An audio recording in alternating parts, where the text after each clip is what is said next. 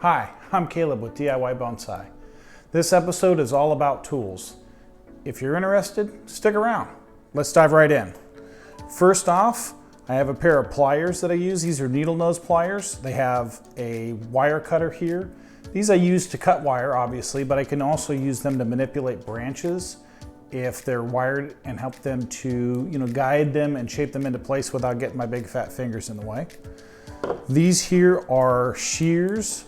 These are my most comfortable shears. I use these pretty much all the time, especially for smaller diameter branches and things like that.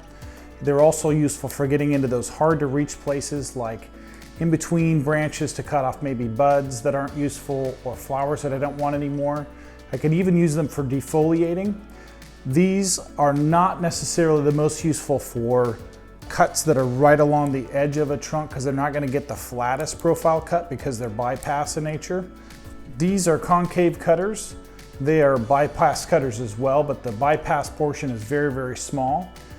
I will zoom in on these in another shot so that you can see what these look like, but they have a point at the very top and they extend out away from the body of the handle. And they are very useful for making flush cuts on pretty much any branch or trunk. And it helps with the healing process to get nice close cuts.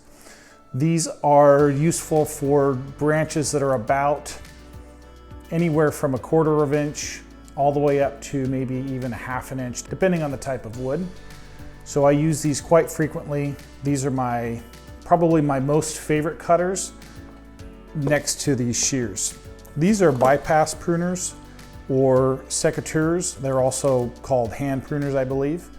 These are used to trim things that are a little bit larger in nature, maybe 1/2 inch all the way up to 1 inch or so.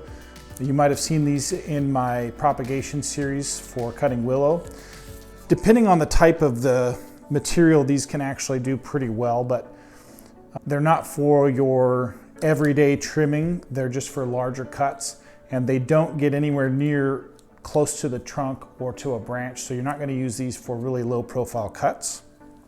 These are stainless steel tweezers, and they're very useful for pulling off moss, bits of lichen, things that are unwanted, even small pests and things like that. Again, really nice to get into those hard to reach places, so I'm using these quite frequently. I've got just a utility knife here that's got a razor blade in it. This is useful for air layering and other cuts like that where I'm trying to clean up a cut or the edge of something that needs to heal better. So I use these quite frequently for those items. I've got a couple of chopsticks. Actually, I have a number of chopsticks that I got from the dollar store. Imagine that.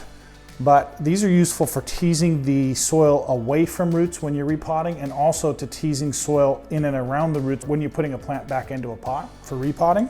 These are shears that are a little cheaply made, and these are not quite as nice as these. The feel on them is what I don't like the most about them. So I really don't use these very often, but I have them, and so I wanted to tell you that they're an option. I use these for root cutting so that I don't mess up the blades on my nicer shears. And last on the table are some concave cutters. They're called knob cutters, I believe. And what they're used for is when you're making a cut, it cuts deeper into the wood and it creates an indentation, a divot that then will heal over closer to flat, making scars more presentable in the long run. I have two different sizes of these being smaller and these being larger.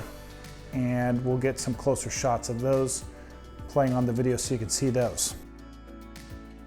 I've laid these out in the way that I did, showing you the ones that I use the most often to the ones that I use the least often. You might have tools that you use that I didn't cover. If you thought of something that you'd like to see featured, or if you have questions about, leave a comment please and join the discussion. Mostly I just want to thank you for watching.